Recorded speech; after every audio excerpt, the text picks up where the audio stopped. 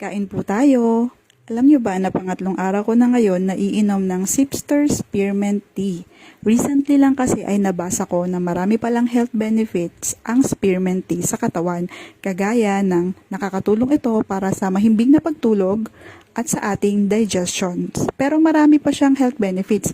Pero sa akin, personally, dahil meron akong hormonal imbalance at PCOS, ay gusto kong gamitin ang spearmint tea para naman mabawasan ang aking mga hair fall at acne breakouts.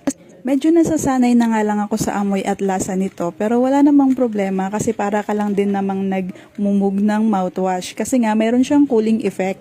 Kung gusto mo ring subukan itong Sipster Spearmint Tea ay you can do your own research din para malaman mo kung ano ang magiging benefit nito sa iyong katawan.